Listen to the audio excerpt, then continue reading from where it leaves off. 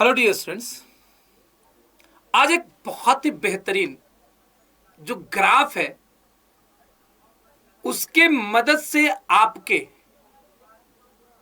और आप जैसे तमाम उन एस्पिरेंट्स के रियलिटी को दर्शाने वाले हैं। ग्राफ के हेल्प से आप कह सकते हैं कि मैथमेटिक्स का एक छोटा सा उपयोग आपको आपके जर्नी को, मतलब जो जेई और नीट या किसी भी छात्र के जिंदगी में जब कोई प्रिपरेशन शुरुआत करते हैं किसी भी एग्जाम के लिए, कॉम्पिटिटिव एग्जाम के लिए, तो वैसे केस में उनकी जर्नी क्या होती है, किस तरीके से आउटकम होता है और कैसे ग्राफ को मेंटेन करना है, उस पर मैं चर्चा करना चाहता हूं। शुरुआत से अंत तक जरूर देखिएगा, बहुत अच्छी बातें आपको सुनने को इसमें मिलेगी, देखने को मिलेगी, क्योंकि सचित्र वर्णन होने वाला है। With the help of graph you are going to see that yes this was the kind of graph you had in your preparation, और कहां पर आपको ब्रेक मिला है, जहां पर आप कंटिन्यूटी मेंटेन करते, ग्राफ को ऊपर ले जाते या वहां पर उस ग्राफ को नीचे ले जाना है, वो आपको यहां पर सीखने को मिलेगा। लास्ट तक देखिएगा और पसंद आएगा तो जरूर अपने दोस्तों में फैलाइएगा। चलिए, सबसे पहले हम बात करते हैं बेटा आपके, ये टाइम है, T स्टैंड्स फॉर टाइम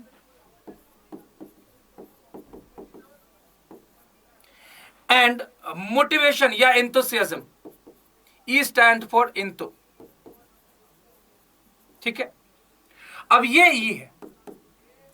जब आप 10th पास करके आते हैं बहुत ज्यादा एनर्जी रहता है, बहुत ज्यादा एंथुसियाज्म रहता है, बहुत मोटिवेशन लेवल काफी हाई होता है, और उस वक्त में हमारा कहें कि T इज इक्वल टू 0 पे मोटिवेशन सबसे ज्यादा होता है। उस केस में आप ये कह सकते हैं कि आप यहां इन्फिनिटी को छू रहे होते हैं लगभग, मतलब बहुत ज्यादा, इतना ज्यादा कि आज पेपर दे तो उसमें आग लगा दें, और हमें मतलब एक ही बार में इतनी भूख होती है कि कुछ भी पढ़ा दो सीख लेंगे। As the time passes what happens, see the reality, यहां से enthusiasm ऐसे ड्रास्टिक गिरता है, और वो भी 2-3 महीने में ही। फिर वापस एक अच्छे शिक्षक का आपके जिंदगी में आगमन होता है, एक राइट डायरेक्शन, या आपको कोई ठेस लगती है, आपको कोई एग्जाम होता है, यहां पर 1-2 एग्जाम हो चुका होता है, और वहां से आप फिर से अपने आप को उठाते हैं। Once again you pick enough of strength in yourself, खुद में एक अच्छी ऊर्जा का आप वो करते हैं, एहसास करते हैं कि मुझे करना है फिर से, और वापस आपकी एनर्जी बढ़ने लगती है। और फिर आपके जिंदगी में कभी न कभी आगे चल के 2-4-6 महीने के बाद महिला मित्र का आगमन होता है, और आपका मोटिवेशन इधर घटने लगता है। दिमाग में चलता है कि करना है, इंप्रेस करने के लिए करना है, लेकिन आप टाइम जो समय का बंटवारा कर देते हैं, और उसके कारण वापस आपका इधर इंथो नहीं रह करके उधर इंथो चला जाता है, और ये यही ऊपर नीचे होता रहता है। लेकिन एक्चुअली में क्या होना चाहिए कि ये ऊपर नीचे होना चाहिए, एक्चुअली में इसका रियल ग्राफ जो होना चाहिए ऊपर नीचे होना चाहिए, लेकिन ये जो मैक्सिमम है लोअर, इससे ये अगला ज्यादा होना चाहिए था। मतलब आप कोई ग्रुप बनाते हैं, कोई ग्रुप ऑफ फ्रेंड्स होता है, तो उसका इंडक्शन, उसका इफेक्ट या शिक्षक के बातों का आप पे असर पॉजिटिव हो, और इनको हाई होनी चाहिए एज द टाइम पासेस, और इतना हाई कि when the exam is near you shouldn't fear. मैंने बताया था ना, when the exam is near you shouldn't fear and you should gear up. अरे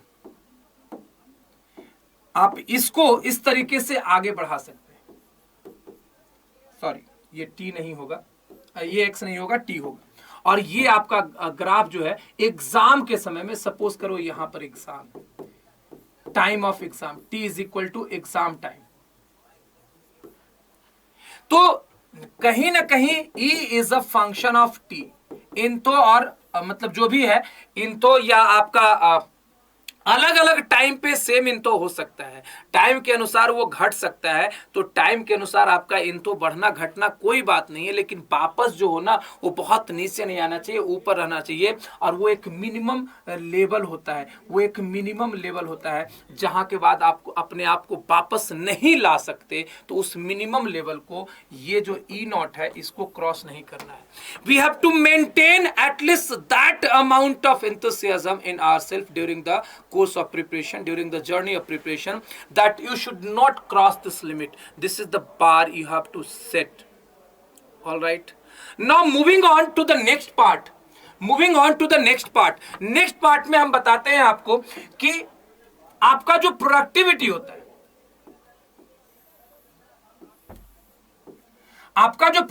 होता है, या दूसरे पहले एक लेते हैं टाइम, और दिस इज के. अगेन के मतलब नॉलेज,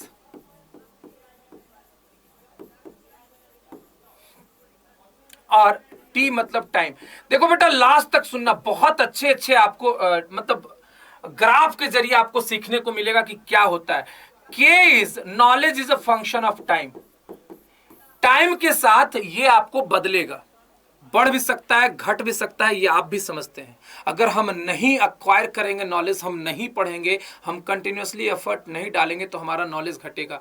जो था वो भी, जैसे आप कोई आपके पास हथियार है, उसका इस्तेमाल ना हो समय पर, उसकी सफाई सुथरा नहीं हो, उसको तेज ना किया जाए तो उसकी धार कम हो जाती है. वैसे ही आपके मतलब सवाल सॉल्व करने की रफ्तार कम हो जाएगी if you don't practice questions.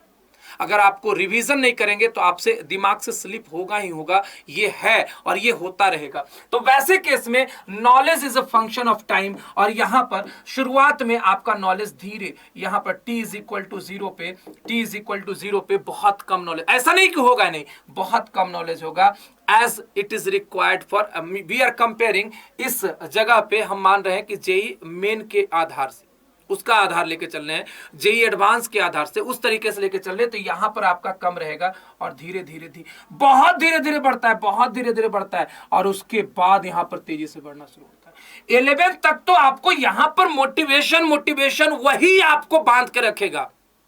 Her topic में कुछ आगे के टॉपिक्स के कॉन्सेप्ट का इस्तेमाल होगा. वहां पर आप ब्रेक हो जाओगे. When you will not be able to solve the question, you will find that it is very difficult, I can't crack it, leave it. बार बार आपके दिमाग में ख्याल आना नहीं चाहिए.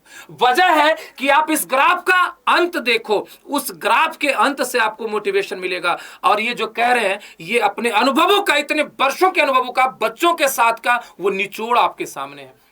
अगर आप इसको देखते हैं इस तरीके से, यहां पर मान लेते हैं हम 11th, उसके बाद थोड़ा सा आपको समय लगेगा, और वापस जब 11th का हाफ टाइम पार होगा, जब एग्जाम के समय आओगे, उस समय इतना ज्यादा आपके पास रहेगा. ये एग्जाम का समय है, एग्जाम टाइम. यहां पर आपको गिरने नहीं देना है.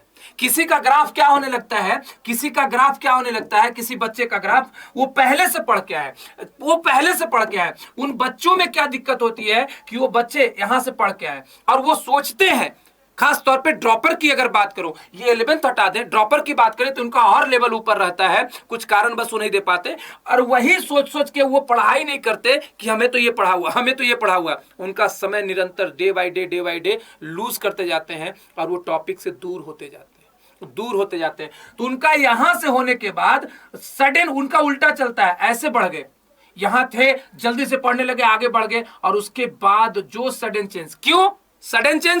क्योंकि वो मानते हैं कि हमारा तो ये पढ़ा हुआ है.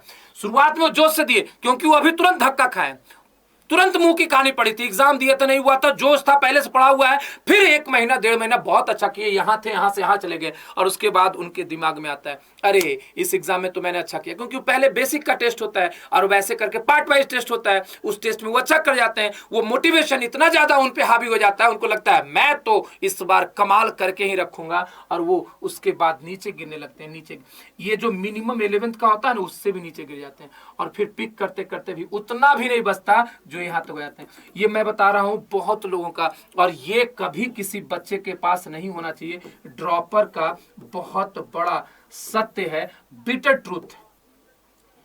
It should not happen with the case of dropper. Rather, it should be like ऐसे जा रहा है तो जाता रहना चाहिए, धीरे हो सकता है. Maybe it might be possible कि आप यहां से, हो सकता है यहां पर हैं, आप धीरे धीरे स्टार्ट करो, नो प्रॉब्लम. लेकिन एक समय आएगा कि आप क्रॉस कर जाओगे, कोई दिक्कत नहीं है. At the time of exam आप अपने आप को उस जगह तक ले जा सकते हो. Knowledge completely depends of time, but if you are continuously making your effort, if you are continuously revising the things, if you are continuously doing everything, right? Moving on to the next one and the last one. Again, performance is a function of knowledge. एक और, ये आपका knowledge है और ये आपका productivity, performance जो भी कर लीजिए. Productivity, P stands for productivity, K stands for knowledge, right? ये आपको तो लग ही रहा होगा कि productivity is function of knowledge. Productivity स्वाभाविक सी बात है, नॉलेज पे ही डिपेंड करेगा और किस पे डिपेंड करेगा, इसी पे वर्क करेगा. लेकिन आप जब शुरुआत में कम नॉलेज रहता है, हम ज्यादा प्रोडक्टिव होते हैं क्योंकि सिलेबस कम रहता है, बहुत ज्यादा चीजें रिवाइज नहीं करनी होती, जोश ज्यादा रहता है, तो शुरुआत में प्रोडक्टिविटी बहुत हाई रहता है और बाद में एज द टाइम पासेस धीरे धीरे प्रोडक्टिव बढ़ती है. लेकिन एक समय के बाद जब टॉपिक बहुत ज्यादा हो जाता है तो फिर घटने लगता है. क्यों? क्योंकि रिवीजन कम होता है. तो जो इनिशियल प्रोडक्टिविटी है उससे भी नीचे आ जाते हैं बहुत ज्यादा, और 11th के समय तो और कम. अब यहां 11th के बाद फिर से अपने आप को गियर अप करते हैं. 11th का बोर्ड दे दिया, उसके बाद गियर अप किया, हम थोड़ा सा इसके जो इनिशियल प्रोडक्टिविटी था उससे भी नीचे चले गए. और जब 12th का बहुत ज्यादा एग्जाम हो जाता है तो प्रोडक्टिविटी आगे बढ़ने के बजाय और नीचे जाने लगती है, बहुत नीचे जाती है. फिर यहां पर बोर्ड की तैयारी होने लगती है, आपका और प्रोडक्टिविटी नीचे जाता है, यहां से और प्रोडक्टिविटी नीचे जाता है. जैसे ही बोर्ड एग्जाम खत्म हुआ और प्रैक्टिस शुरू किए, रिवीजन लगाने लगे, उसके बाद ये ऐसे करके यूं जाता है, आप सोच नहीं सकते, ये अनंत को छूने लगता है. मतलब प्रोडक्टिविटी आपकी बहुत ज्यादा हाई हो जाती है. कहने का मतलब आपका प्रोडक्टिविटी ऐसे ऐसे होना है तो घबराना नहीं है. हाँ, आप एक काम कर सकते हो, if you are smart enough, if you are regularly revising the concept, हर बार कॉन्सेप्ट रिवीजन करते हैं, शॉर्ट नोट्स रिवाइज करते हैं, फॉर्मूला आपके दिमाग में चलता है, हर एग्जाम में अच्छा कर रहे हैं, तो आप ग्रेजुअली इसको मेंटेन कर सकते हैं. लेकिन ऐसे ऐसे जाता है तो उससे घबराना नहीं है. एक मिनिमम जो होता है उस प्रोडक्टिव लेयर को तोड़ना नहीं है, उस प्रोडक्टिविटी लेयर को तोड़ना नहीं है, उससे नीचे नहीं जा सकते. उससे नीचे प्रोडक्टिव है तो प्रोडक्टिविटी आपका है, नॉलेज का आउटकम नहीं आ रहा है, तब तो फिर परेशानी हो जाएगी. इन तीनों ग्राफ्स को आप दिमाग में रखिएगा और समझने की कोशिश कीजिएगा कि किस तरीके का ग्राफ आपका अभी तक रहा है. अगर जो भी बच्चे 11th में पढ़ रहे हैं उनके लिए बहुत ज्यादा कारगर होगा. और अभी भी जो टारगेट में है, जो इस बार का टारगेट कर रहे हैं 2022 का, वो अपने तरीके से ग्राफ बना करके देखिए और उस ग्राफ को कोशिश कीजिए कि प्रोडक्टिविटी आगे बढ़ जाए, नॉलेज आपका टाइम के साथ आगे बढ़ जाए. एंथुसियाज्म जो नीचे जा रहा है, मोटिवेशन नीचे जा रहा है due to so many surroundings factor, जो आपको एक्सटर्नल फोर्सेज हैं, जो आपको बर्बाद करने पे लगे हुए हैं, जो आपको ड्रैग कर रहे हैं कि नहीं भाई तेरे से नहीं हो सकता, इन सारे फैक्टर्स को हटा के अपने मोटिवेशन को, एंथुसियाज्म को टाइम के रिस्पेक्ट में, प्रोडक्टिविटी को नॉलेज के रिस्पेक्ट में, इस तरीके से इस ग्राफ को अपने जिंदगी में उतारिए और देखिए कितना अच्छा सा प्रभाव आएगा. And it will definitely make a positive impact in your preparation and the performance in the upcoming exam. Thank you so much guys. अगर आपको वाकई में बहुत अच्छा लगा तो आप जरूर अपने दोस्तों में शेयर करना और चैनल को सब्सक्राइब करना नहीं भूलना. हमारे इस चैनल पे JNET अड्डा 24/7 पे हमारी मुलाकात होती रहेगी और ऐसे ही वीडियोस के साथ आपके साथ मिलते रहेंगे और आपको आगे बढ़ाते रहेंगे. Thank you and take care. All the very best.